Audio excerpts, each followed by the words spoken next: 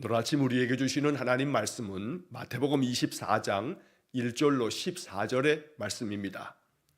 마태복음 24장 1절부터 14절까지의 말씀을 봉독하겠습니다.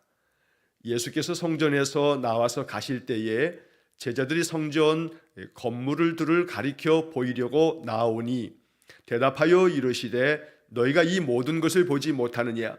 내가 진실로 너희에게 이르노니 돌 하나도 돌 위에 남지 않고 다 무너뜨려지리라. 예수께서 감람산 위에 앉으셨을 때에 제자들이 조용히 와서 이르되 우리에게 이르소서 어느 때에 이런 일이 있겠사오며 또 주의 임하심과 세상 끝에는 무슨 징조가 있사오리이까? 예수께서 대답하여 이르시되 너희가 사람의 미혹을 받지 않도록 주의하라. 많은 사람이 내 이름으로 와서 이르되 나는 그리스도라 하여 많은 사람을 미혹하리라. 난리와 난리 소문을 듣겠으나 너희는 삼가 두려워하지 말라. 이런 일이 있어야 하되 아직 끝은 아니니라. 민족이 민족을 나라가 나라를 대적하여 일어나겠고 곳곳에 기근과 지진이 있으리니 이 모든 것은 재난의 시작이니라. 그때에 사람들이 너희를 환난에 넘겨주겠으며 너희를 죽이리니 너희가 내 이름 때문에 모든 민족에게 미움을 받으리라.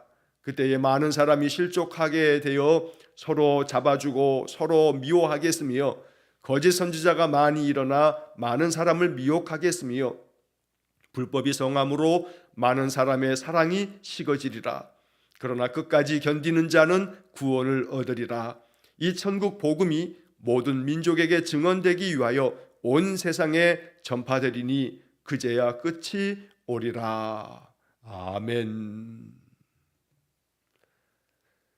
자, 오늘부터 며칠간 읽게 될 마태복음 24장의 말씀은 신약 성경에서 요한계시록이 있는 것처럼 이 복음서에서 예수님께서 말세에 일어날 여러 가지 일들에 대한 징조와 또 그것을 통해서 우리가 어떠한 마음의 태도로 이 시대를 살아야 하는가를 가르치는, 그래서 이 마태복음 24장 이 말씀을 일컬어서 복음서에 나오는 작은 계시록이다, 소계시록 이렇게 부르기도 하는 그런 장이 마태복음 24장입니다. 제자들이 주님 앞에 때와 그 징조가 어떠하겠느냐, 이 세상의 끝에 어떤 일이 벌어지겠습니까? 라고 하는 질문에 대한 예수님의 대답이 길게 기록이 되어집니다. 자, 그래서 이 마태복음 24장은 종종 이 말씀에 나오는 문자적인 여러 표현들로 인하여 그동안에 교회사 2000년 동안에 중간중간 여러 이단들이 나타나서 시한부 종말론을 말할 때마다 바로 이 마태복음 24장이 언급되어지기도 했었습니다. 그래서 이 마태복음 24장의 말씀은 우리가 좀 더 주의를 기울여서 읽어야 할 필요가 있는 말씀이기도 합니다. 자, 이 마태복음 24장을 읽으면서 우리가 먼저 마음 가운데 가져야 할 것은 세상에 끝이 있다는 겁니다. 기독교의 역사관은 시작이 있고 끝이 있는 역사관입니다. 불교처럼 계속해서 윤회가 된다라고 하는 그런 역사관이 아닙니다. 기독교는 세상을 창조하신 하나님으로부터 이 세상 역사가 시작되었고 이제 세상을 심판하시는 하나님의 심판의 역사를 통해서 모든 세상이 끝나게 되는, 시작이 있고 끝이 있는 그런 역사관이 바로 기독교가 가지고 있는 역사에 대한 이해입니다. 자, 그래서 우리는 이 마태복음 24장을 읽으면서 세상에 끝이 있다, 우리 인생의 삶에서도 한 사람 한 사람도 태어남이 있으면 죽음이 있듯이 시작이 있으면 끝이 있다는, 바로 이것이 세상 모든 만물에 하나님 지으신 바로 이 창조의 섭리이기도 할 것입니다. 자, 그래서 세상의 역사를 바라볼 줄 알며 또 세상 끝을 향해서 나아가고 있는 이 세상, 이 인생들을 바라보면서 우리는 어떤 마음을 가지고 우리의 인생을 살아가야 하는지, 또 어떤 마음의 지혜를 가지고 우리의 믿음을 지켜가야 하는지를 바로 이 마태복음 24장을 읽으면서 그런 마음을 묵상해야겠습니다. 자, 본문의 말씀을 다시 한번 읽어가면서 각각의 구절들을 통해서 우리가 묵상하고 또 생각할 바들을 다시 한번 또 함께 생각하겠습니다. 자, 1절의 말씀 보면 예수께서 성전에서 나와서 가실 때에 제자들이 성전 건물들을 가리켜 보이려고 나오니. 자, 우리가 그 앞에서 며칠 동안에 예수님께서 서기관과 바리새인들이 질문하는 여러 질문들, 사실은 악한 의도가 담겨 있는, 예수님을 시험에 빠뜨리려 하는 그런 질문들로 인해서 여러 논쟁이 벌어질 때 주님께서 그들에게 말씀하심으로 그들이 아무 말도 대답하는 이가 없을 만큼 주님은 명쾌하게 그들의 그 함정을 다 그냥 봉해버릴 만큼의 그런 대답으로 말씀하시면서 이제 마태복음 23장 바로 그 앞장에서 화 있을진저 서기관과 바리새인들이요 그러면서 그들의 외식하는 위선적인 신앙에 대해서 주님께서 길게 책망의 말씀으로 그들을 교훈하셨습니다. 자, 그리고 난 다음에 이제 오늘 24장으로 넘어오면서 예수님께서 성전에서 이제 나가시게 됩니다. 성전에 들어가서 여러 가지 말씀으로 교훈하시고 또 주님의 은혜를 베푸신 다음 또 예루살렘 성전에서 다시금 나와서 또 머무시다가 또 며칠 동안 이렇게 성전을 오가셨던 겁니다. 자, 이 1절의 말씀에서 성전에서 이제 나와서 가실 때 제자들이 성전 건물을 가리켜 보이려고 나와 대답하되, 자, 이렇게 말씀하고 있는데, 자, 여기서 말하고 있는 이 성전 건물은 바로 헤롯 왕 때에 세워지기 시작한 그런 성전입니다. 자, 이스라엘의 역사 가운데 성전은 크게 세 번에 걸쳐서 성전이 지어지게 됩니다. 자, 첫 번째 성전은 우리가 잘 아는 것처럼 솔로몬 성전입니다. 이것을 제1성전 이렇게 부르기도 합니다.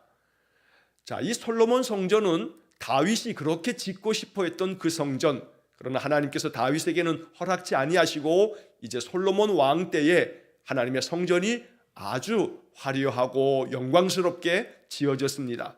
이스라엘의 역사 가운데 솔로몬 성전이 가장 웅장하고 또 가장 아름답게 지어진 성전일 것입니다. 자, 그런데 이 솔로몬 성전이 완전히 다 무너져 내린 때가 있습니다. 그것이 바로 주전 586년 이 남유다가 바벨론에 의해서 멸망당하면서 바벨론 느부갓네살 왕이 바로 이 솔로몬 때 지어졌던 이 성전을 완전히 다 이제 무너뜨리면서 유다 나라가 망하게 됩니다. 자, 그리고 난 다음에 70년의 세월이 지나고 난 다음 하나님께서 예레미야를 통해서 예언한 말씀처럼 70년이 지나서 그들은 바벨론에서 이제 바벨론이 페르시아에 망하고 난 다음에 그들은 본국으로 다 귀환을 하게 됩니다. 자, 그래서 성경에서 에스라, 느헤미야, 그리고 또 학개, 스가랴 이런 선지자들에 의해서 바로 이 성전이 다시금 회복되어져 가게 되는데, 자, 그때 바로 이스라엘 백성들을 이 바벨론에서 귀환할 때 그들을 인도하며 돌아왔던 영적인 지도자 중에 한 사람이 스룹바벨이 있습니다. 에스라서를 읽게 되면 이 스룹바벨의 이름이 자주 나오게 됩니다. 자, 이 스룹바벨의 지도하에서 에스라의 그 가르침을 따라서 다시 성전을 재건하게 되는데 이것이 두 번째 성전입니다. 그래서 이 두 번째 성전을 스룹바벨 성전 이렇게 부르게 됩니다. 자, 첫 번째는 솔로몬 성전, 두 번째는 스룹바벨 성전이 세워지게 됩니다. 그러나 이 스룹바벨 성전도 역시 마찬가지로 세월이 지나면서 헬라 시대를 지나고 로마 시대로 접어들게 되면서 이것이 많이 훼손되고 회파가 되어집니다. 자, 그래서 완전히 다 무너져 내린 것은 아닙니다만, 그러나 이 스룹바벨 성전이 바벨론에서 돌아와서 지었던 그런 성전이기 때문에 그렇게 대단하게 지은 솔로몬 성전과는 비교할 수 없는 그런 보잘것없는 성전이었습니다.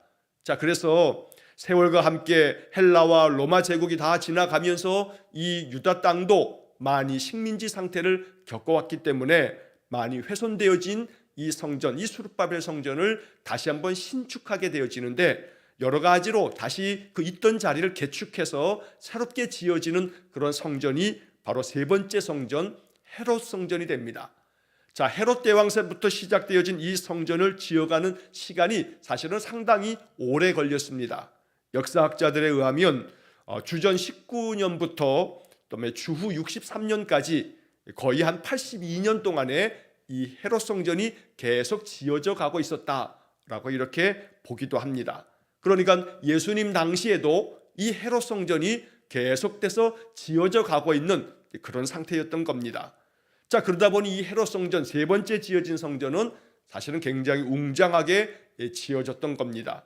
자, 그래서 이 제자들이 성전에서 나오면서 주님, 저 예루살렘 성전이 아주 굉장히 참 아름답고 웅장하게 지어졌습니다. 계속 저거 지어져 가고 있는데 참 멋집니다. 이제 이러면서 성전에 대한 이야기를 나누고 있었던 겁니다. 자, 그때 예수님께서 그 제자들에게 대답하면서 이렇게 말씀해 주십니다. 자, 너희가 이 모든 것을 보지 못하느냐? 내가 진실로 너희에게 이르노니 돌 하나도 돌 위에 남지 않고 다 무너뜨려지리라. 자, 너희들이 이렇게 웅장하고 큰 성전을 바라보고 있지만 그러나 너희들은 이 성전 건물이 어떻게 될지 너희들은 보지 못하고 있는 거다. 이 성전은 이제 곧 멀지 않은 시간에 돌 하나도 돌 위에 남겨지지 않을 만큼 다 무너져 내릴 것이다 라고 주님 말씀하십니다. 사실 이 말씀을 제자들이 잘 이해를 못했습니다. 자, 그래서 그 다음 이어지는 3절 말씀에 보면 예수께서 감람산 위에 앉으셨을 때 제자들이 조용히 와서 이르되 우리에게 이르소서 어느 때에 이런 일이 있겠사오며 또 주의 임하심과 세상 끝에는 무슨 징조가 있사오리이까.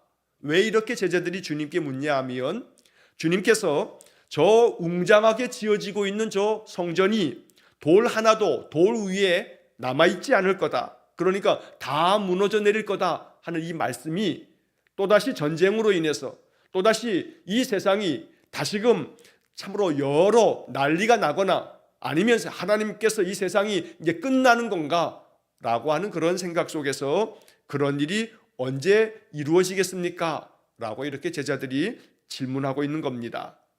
자, 사실 주님께서 말씀하신 돌 하나도 돌 위에 하나도 남지 않고 다 무너져 내릴 거다 라고 하는 이 말씀은 예수님께서 부활 승천하시고 난 다음 한 세대도 다 지나가기 전에 바로 이 일이 그대로 이루어지게 됩니다. 그것이 바로 AD 70년에 있었던 로마의 장군이었던 티투스라고 하는 장군이 바로 예루살렘을 다시금 함락하면서 이 예루살렘 성전, 그 헤롯 대왕이 지었던 그 제3성전, 세 번째 지어졌던 그 웅장한 성전이 완전히 다 회파되고 무너져 내리게 됩니다. 자, 여기서 잠시 이스라엘의 역사가 이제 어떻게 전개되어져 왔는가에 대한 간략한 이야기를 좀 드리고 이 이야기를 계속해 나가려고 합니다. 자, 왜냐하면 이스라엘의 역사가 오늘 예수님께서 돌 하나도 돌 위에 남지 않고 다 무너뜨려지리라, 바로 이 말씀이 역사적으로 그대로 다 성취되어졌기 때문입니다. 자, 예수님 당시에 세워졌던 그 헤롯 대왕의 왕조가 하스모니안 왕조입니다. 쉽게 말하면 바로 우리나라 이 대한민국이 세워지기 전에는 조선이라고 하는 이 나라가 바로 이 한반도 땅에 세워져 있었습니다. 우리가 흔히 말할 때 이 조선은 이성계가 창건을 해서 이씨 조선이다 뭐 이렇게 말하기도 합니다만 이씨의 왕조였던 겁니다. 마찬가지로 예수님 당시에 그 헤롯 대왕은 어느 왕조였냐면 하스모니안 왕조였습니다. 자, 이 하스모니안 왕조가 시작된 것이 주전 164년부터입니다. 자, 예수님 오시기 전 164년 전에 어떤 일이 있었냐 하면 바로 헬라 제국이 망하고 난 다음에 헬라 제국이 4개의 나라로 나뉘어지게 됩니다. 자, 그러면서 이스라엘 땅이 있었던 팔레스타인과 그 페르시아 지역을 통치했던 그런 왕조가 헬라 제국 이후에 세워지게 되는 셀류쿠스 왕조입니다. 자, 셀류쿠스 왕조는 이 팔레스타인 땅과 페르시아 땅, 바벨론 땅을 통치했었고 이집트 땅을 통치했던 그 헬라의 또 하나의 왕조는 프톨레미 왕조입니다. 그래서 예전에 말씀을 우리 함께 나눌 때 셀류쿠스 왕조, 프톨레미 왕조에 대한 이야기를 제가 몇 차례 드린 바도 있습니다. 자, 그런데 이 셀류쿠스 왕조의 그 고통, 이 압박이 이 유다 땅에 굉장히 심하면서 그래서 유다인들 가운데서 그 영적 지도자 중에 마카비라고 하는 사람이 이 셀류쿠스 왕조에 대해서 반란을 일으켜서 혁명을 일으키게 됩니다. 자, 그래서 이 셀류쿠스 왕조에 대해서 혁명을 일으켜서 유다 나라가 독립을 하게 됩니다. 그래서 유다 나라가 독립되어졌던 바로 그때가 주전 164년입니다. 자, 이것은 굉장히 중요한 역사적인 의미가 있습니다. 그때서부터 시작된 왕조가 바로 마카비 혁명에 의해서 그의 가족들에 의해서 통치되어졌던 그 시대가 거의 한 100년 가까이 진행되었던 겁니다. 자, 그 왕조가 바로 하스모니안 왕조입니다. 자, 이렇게 독립국가로서 이제 셀류쿠스 왕조, 그 헬라 제국으로부터도 독립되어졌던 그 유다의 그 하스모니안 왕조가 이제 주전 63년에 로마에 의해서 그들이 속주가 됩니다. 다시 말하면 식민지 상태가 된다는 겁니다. 로마의 폼페이우스 장군이 바로 이 예루살렘을 정복하게 됩니다. 그래서 주전 63년부터 바로 이스라엘은 로마의 속주가 되어서 로마의 식민지 상태가 되고 로마의 총독들이 와서 전체적인 다스림을 하면서 유다의 왕들이 세워지긴 하지만 그러나 그들은 그냥 허수아비에 불과할 뿐 로마의 총독이 다스리는 그러한 시대를 맞게 되는 겁니다. 자, 그렇게 해서 이제 주전 63년부터 이 유다 나라는 로마의 속주가 되어서 쭉 지나다가 예수님 당시에도 그렇게 우리가 아는 것처럼 예수님을 십자가에 못 박으라 선도한 바로 이 빌라도도 로마의 총독으로 유다를 다스리고 있었던 겁니다. 자, 그렇게 예수님 당시가 쭉 진행이 되어지다가 예수님 이후에 바로 주후 66년에 유다에서 반란이 일어나게 됩니다. 자, 이 유다의 반란은 유다 로마의 그 압제가 너무 심하면서 이 로마로부터 그들이 다시금 독립하고자 하는 바로 주전 164년에 마카비에 의해서 독립되었던 이것을 꿈꾸면서 다시금 독립을 위한 그러한 반란이 일어나게 되면서 바로 이 66년에 있었던 유다의 반란을 진압하기 위해서 로마의 장군 티투스가 파견이 되어지고 이 티투스 장군에 의해서 예루살렘 성전이 완전히 무너지고 이스라엘 나라가 역사 속에서 완전히 망하게 되어진 것입니다. 자, 이렇게 해서 AD 70년에 이 이스라엘이 역사 속에서 완전히 사라지고 로마의 모든 그 식민지 나라로 유다 사람들이 다 뿔뿔이 다 흩어져야만 했습니다. 그때서부터 시작되어진 말이 디아스포라, 흩어진 사람들이라고 하는 그러한 이름으로 이제 유대인들은 불려졌던 겁니다.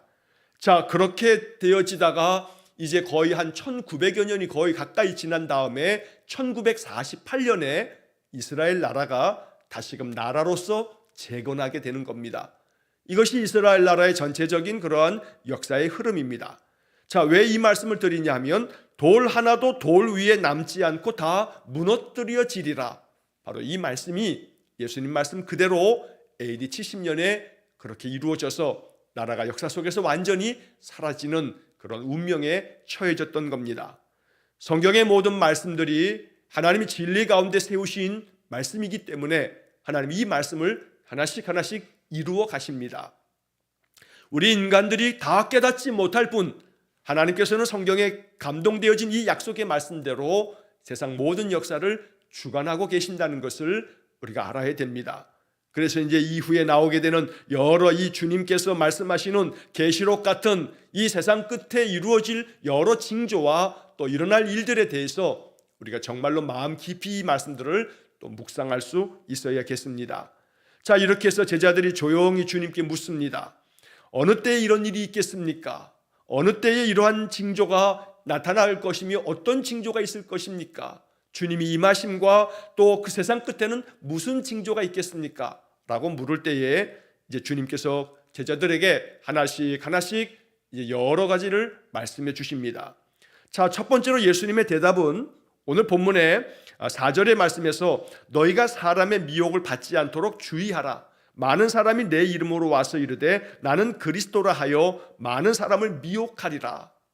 자, 제자들은 종말의 때 세상의 끝에는 언제 어떤 일들이 있겠습니까? 라고 묻고 있지만 주님은 세상 끝날에 대한 그 때가 언제인지 또 그 종말의 때 세상 끝에 대한 그 어떤 징조가 있을지 여기에 관심을 두는 것보다 먼저 너희들이 주의하고 관심 가져야 할 것이 있다. 그것은 바로 사람에게 미혹되지 않도록, 사람의 미혹을 받지 않도록 주의하라 라고 말씀합니다. 많은 사람이 내 이름으로 와서 내가 그리스도라 라고 주장하는 사람들이 많은 사람들을 미혹할 것이다 라고 주님 말씀하십니다. 자, 이 말씀처럼 지금까지 예수님 이후 2000년 가까이 동안에 사실 많은 사람들이 나타나서 내가 그리스도라, 내가 재림한 그리스도라 라고 이렇게 했던 이단들이 참 많았습니다. 역사적으로도 계속되어 왔습니다. 지금도 마찬가지입니다. 최근 들어서 우리가 뉴스에서 자주 듣게 되어지는 JMS 정명석이라고 하는 그 사람도 역시 마찬가지입니다. 자기가 재림한 주 예수다, 메시아다 라고 이렇게 주장하는 참 말도 안 되는 주장을 펼치지만 거기에 사람들이 어쩐 일인지 미혹돼서 많은 사람이 미혹하리라 라고 하는 이 말씀이 그대로 지금 우리가 살아가고 있는 이 세상에도 보여지고 있는 겁니다. 자, 신천지 이만희도 자기가 보혜사 성령이다, 자기가 재림 예수다 라고 주장합니다. 저 하나님의 교회도 지금은 죽었습니다만 안상홍이 세운 그러한 이단입니다. 옛날에는 안상홍 증인회 이렇게 불려졌던 그들이 하나님의 교회라고 하는 이름으로 명칭을 바꿔서 마치 교회인 것처럼 행세하고 있습니다만 안상홍을 하나님으로 따르는 그런 사람들이었던 겁니다. 그래서 안상홍의 부인 아직도 살아있는데 안상홍의 부인을 하늘 어머니다, 하나님 어머니다 라고 이렇게 부르는 사람들입니다. 그래서 그들은 어머니 하나님 그러면서 찬송을 부릅니다. 그만큼 지금 우리가 살고 있는 이 시대에도 21세기에 이 과학 문명이 발전되어진 이 시대에도 많은 사람들이 이렇게 나타나서 내가 그리스도라 라고 하는데도 불구하고 터무니없이 그들에게 미혹되어지는 사람이 많다는 겁니다. 사실 이 말씀이 오늘 우리 시대의 예외가 아닌 그런 모습을 우리가 보게 됩니다. 자, 그 다음에 6절에 난리와 난리 소문을 듣겠으나 너희는 삼가 두려워하지 말라. 이런 일이 있어야 하되 아직 끝은 아니니라. 난리가 납니다. 난리의 소문들이 계속 이어지게 됩니다. 그러나 이런 일이 있어도 두려워하지 말라. 아직 세상 끝은 아니다. 주님 말씀하시면서 민족이 민족을, 나라가 나라를 대적하여 일어나겠고 나라마다 전쟁이 벌어지고 민족끼리 다툼과 싸움을 벌이게 되고 이러한 일들은 우리가 지금까지 살아오면서 참으로 여러 가지 이 세상 가운데 있었던 많은 전쟁과 민족 간의 다툼과 분쟁들을 우리가 끊임없이 보아오고 있습니다. 자, 이런 것들로 인하여서 세상의 끝으로 향해서 점점 이 인간들이 치닫고 있다는 것을 깨닫게 됩니다. 동시에 7절에 보면 곳곳에 기근과 지진이 있으리니 이 모든 것은 재난의 시작이니라. 이 모든 것은 재난의 시작이니라. 여기서 말하고 있는 이 재난의 시작이라고 하는 이 표현을 우리가 가만히 생각해 보면 바로 그 재난의 시작, 심각한 재난의 시작이 이미 시작되어져 있다는 것입니다. 산업혁명 이후에 인간들은 엄청나게 많은 문명의 발전을 이루었습니다. 과학의 발전이 얼마나 많이 이루어졌는지 모릅니다. 인간의 삶이라고 하는 것이 굉장히 편리해졌고 인간들의 삶에 이 물질 문명이 엄청난 그런 발전을 이루었습니다. 인간의 역사 가운데서 산업혁명 이후에 지금 이 몇백 년 동안에 벌어진 일들은 이루 말할 수 없는 그런 눈부신 발전을 이루었습니다.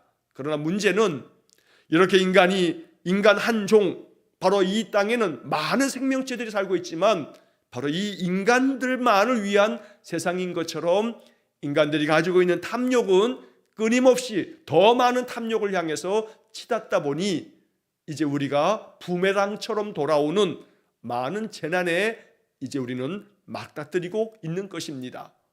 우리가 흔히 많이 듣게 되어지는 기후위기라고 하는 것도 재난의 시작의 징조에 불과한 것입니다. 결국 지금도 우리는 수많은 기후위기의 재난들을 맞이하게 됩니다. 수많은 그러한 많은 자연재해들이 사실은 인간이 만들어 놓은 이 문명으로 말미암아 이 지구가 몸살을 앓으면서 만들어지고 있는 그러한 재난들이 되어진 겁니다. 자, 그래서 이 모든 것은 재난의 시작이니라 라고 하는 이 말씀, 인간들은 끊임없이 나라와 나라가 민족이 왜 싸움을 벌이냐면 탐욕 때문에 그렇습니다. 옆에 있는 나라들을 삼키면서 그들은 더 많은 자기들의 세력을 확장시키면서 자기들의 주도권을 세상에서 더 많이 차지하기 위해서 그들은 분쟁을 일으키고 그리고 많은 전쟁을 벌이게 되는 겁니다. 전쟁을 일으키는 까닭은 군수업자들의 탐욕 때문입니다. 전쟁이 계속되어지고 긴장 상태가 계속되어져야만 군수업자들은 엄청나게 많은 이 전쟁 무기를 만들어서 그들의 부를 더 많이 쌓아갈 수 있는 겁니다.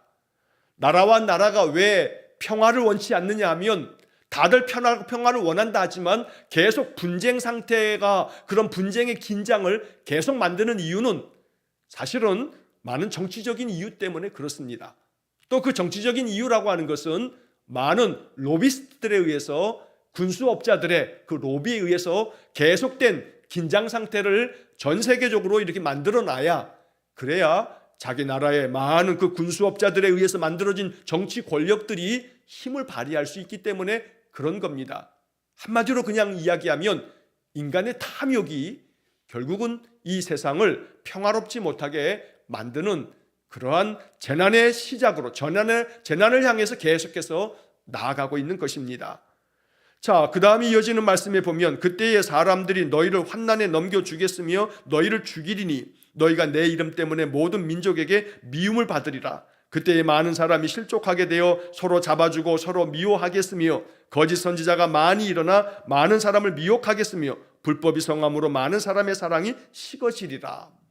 자, 여기 9절서부터 그 뒤에 나오는 말씀은 이러한 재난의 시작이 되어지면서 세상이 정말로 살기 힘든 각박한 세상이 되어지면서 세상 풍조가 어떻게 변화되어질지에 대해서 말씀하고 있습니다. 자, 우리는 이 6절부터 8절까지에 나오는 난리와 난리의 소문을 들을 거고 민족이 민족을 나라가 나라를 대적하며 그들이 전쟁과 싸움을 벌이게 될 거고 곳곳에 기근과 지진이 일어날 것이고 이러한 많은 재난들이 너희들에게 찾아올 것이다. 바로 이 재난의 징조들은 이제 우리 시대의 현실적인 크나큰 문제가 되어지고 있습니다. 불과 2, 3년이 지나지 않아서 이 지구의 온도가 산업혁명 이후에 1.5도씨 이상이 훨씬 더 높아질 것이라고 말합니다. 그렇게 되어지게 되면 기상이변이 지금 우리가 종종 겪고 있는 이 이변과는 도무지 비교할 수 없는 기상의 많은 이변과 재난들이 엄청나게 찾아올 것이라고 많은 기후학자들이 이야기를 하고 있습니다. 그러니까 불과 20, 30년도 채 지나지 않아서 우리는 지금 우리들이 종종 뉴스에서 듣고 있는 어느 나라에 이러한 기상 이변이 벌어졌다라고 하는 것들이 아마 매우 우리의 일상의 삶에서 닥치게 되어지는 그런 심각한 재난이 되어질 것이라는 겁니다. 자, 이렇게 우리 인간들이 만들어 놓은 우리 인간들의 삶으로 인해서 우리의 삶은 재난으로 치닫게 되어지는데 그러한 자연 재난뿐만이 아니고 또 인간의 전쟁으로 말미암는 그런 재난뿐만 아니고 결국은 종교적으로도 또 많은 환난이 찾아오게 될 거다. 그래서 주님을 섬기는 자들이 그 환난에 넘겨지게 되며 죽임을 당할 뿐만 아니라 많은 민족에게 미움을 받게 되고 수많은 사람들이 그런 과정 속에서 믿음을 저버리고 실족하여 믿음을 떠나가게 되고 서로 핍박하며 서로 잡아주고 서로 미움 가운데서 그렇게 세상에는 불법이 가득하게 될 것이다. 거짓 선지자도 많이 일어나서 많은 사람들을 미혹할 것이라고 11절 말씀합니다. 바로 이 말씀처럼 우리 대한민국은 특히나 거짓 선지자들이 참 많기로 아주 유명한 나라입니다. 우리나라는 종교성도 많은 민족이다 보니 서로 내가 재림 예수다, 내가 보혜사 성령이다 라고 말하는 이단들이 다른 나라들보다 유난히 많은 그런 민족이 우리나라입니다. 영적으로 더 많이 깨어서 기도해야 할 그런 나라이기도 합니다. 자, 이러할 때에 불법이 성함으로 많은 사랑이 식으리라 라고 또 말씀합니다. 온 세상에 불법이 가득한 그러한 세상 끝을 향해서 나아가는 인간의 모습을 주님께서 이렇게 예언적으로 말씀하고 계시다는 겁니다. 어느 한 시대만 딱 떼어서 지금 종말이다, 종말의 시작이다 이렇게 말하는 임박한 바로 이 시한부 종말론을 말해서는 안 됩니다. 모든 시대가 다 종말을 향해서 치닫고 있는 겁니다. 인간이 파멸을 향해서 스스로가 함정을 파고 그 함정에 지금 빠져들고 있다는 겁니다. 우리는 분명히 시작하면서 말씀드린 것처럼 기독교의 역사관은 시작이 있고 끝이 있는 역사관입니다. 하나님께서 세상의 모든 것들을 심판하시는 그 심판으로 세상은 끝나게 될 그날이 있을 겁니다. 그렇기 때문에 우리는 마음 가운데 이 인생의 삶에서 한 개인도 세상의 종말이 이르기 전에 한 개인도 종말을 맞이하게 됩니다. 종말이 없는 인간은 없습니다. 모두가 다 태어나면 또 죽음이라고 하는 마지막을 맞이하게 되듯이 세상도 역시 그러하다는 겁니다. 이제 문제는 뭐냐 하면 이러한 것들 가운데서 우리가 취해야 할 마음입니다. 바로 13절에서 주님은 이렇게 말씀합니다. 그러나 끝까지 견디는 자는 구원을 얻으리라. 그러나 끝까지 견디는 자는 구원을 얻으리라. 인생에 많은 고난이 있고 또 시련이 있고 또 재난도 겹겹이 쌓일 때가 있고 많은 아픔과 상처들이 있습니다. 그러나 그때에 우리가 꼭 붙들어야 할 말씀, 그러나 끝까지 견디는 자는 구원을 얻으리라. 믿음을 지켜야겠고 아픔과 괴로움들도 주님과 함께 견뎌야겠고 이겨나가야겠습니다. 여기서 끝까지 견디는 자는 오늘 이 말씀 앞에서 주님, 내가 인생의 삶의 어떤 상황 앞에서도 끝까지 주님과 함께 주님 주시는 힘으로 견딜 수 있도록 나에게 믿음의 은혜를 주십시오. 그래서 끝까지 견디고 이겨서 하나님의 구원의 역사를 이루어가는 그러한 삶이 되어지도록 더욱더 힘써 기도해야겠습니다. 주님께서는 이 천국 복음이 모든 민족에게 증언되기 위해서 온 세상에 전파될 것이고 그제야 끝이 오리라고 말씀해 주십니다. 반드시 끝이 옵니다. 끝이 다가오고 있습니다. 우리가 정말로 깨어 있어서 시대를 바라볼 줄 아는 그러한 영적 분별력도 있어야겠습니다. 그래서 우리는 이 세상이 계속해서 찾아오게 되는 이 수많은 많은 재난들이, 많은 기상이변들로 말미암는 인간의 그 재난들이 그저 예사롭게 지나칠 문제가 아니라 우리가 더 깊이 기도하면서 또 우리 이 시대 가운데서 우리가 어떤 마음으로 믿음을 지키며 살아가야 할지를 깊이 묵상하는 그런 말씀들이 되어야겠습니다. 이제 이 마태복음 24장의 말씀을 며칠 동안 읽어가면서 이 말씀 속에서 우리가 정말로 붙잡아야 할 그런 믿음의 마음, 끝까지 견디는 자는 구원을 얻으리라. 언제나 주님 주시는 그런 믿음으로 인해서 이 우리의 인생의 모든 삶도 잘 견디고 이겨내는 그러한 굳건한 믿음의 사람들 되시기를 주의 이름으로 간절히 축원합니다. 기도하겠습니다. 사랑과 자비가 풍성하신 하나님, 돌 하나도 돌 위에 남지 않고 다 무너뜨려지리라 말씀하신 것도 역사 가운데 그대로 이루어졌고 하나님의 모든 약속의 말씀들이 하나하나 다 성취되어지는 것을 보면서 이 진리의 말씀을 따라 늘 믿음으로 굳건하게 우리의 인생 살기를 원합니다. 세상 끝에 대하여 어떠한 징조가 있겠느냐는 제자들의 물음에 주님 말씀하여 주신 이 마태복음 24장의 말씀들이 우리의 마음에 깊은 묵상이 되며 두려워함이 아니요 이 말씀 안에서 더욱더 주님을 의지하는 마음으로 우리의 마음을 세워주시고 끝까지 견디는 자는 구원을 얻으리라 말씀하신 것처럼 세상의 풍조가 어떠하든지 세상의 징조가 어떠하든지 이 세상 가운데서 살아가는 동안 주님 주시는 믿음으로 담대하게 인생의 삶을 살며 주님 주시는 그 은혜와 평강으로 인해서 날마다 주님 주시는 그 평안함을 누리면서 인생 사는 우리 성도들 되게 해 주옵소서. 시련도 많고 고난도 많고 인생의 아픔과 상처들 많지만 주님과 함께 이 모든 것들을 끝까지 잘 견디고 이기는 귀한 성도들 되게 해 주옵소서. 오늘도 한날의 모든 삶을 주님께 의탁하오며 예수님 이름으로 기도하옵나이다. 아멘. 우리 구주 예수 그리스도의 은혜와 하나님 아버지의 극진하신 사랑과 성령의 교통하심이 굳건한 믿음으로 끝까지 견디고 이겨서 하나님의 구원의 역사를 누리며 은혜 가운데 살기를 간절히 소원하는 머리 숙인 귀한 성도들 위해와 저들 가정과 온 가족들 위해 우리 성도들의 모든 인생의 삶 속에 영원토록 함께 하시길 축원하옵나이다. 아멘.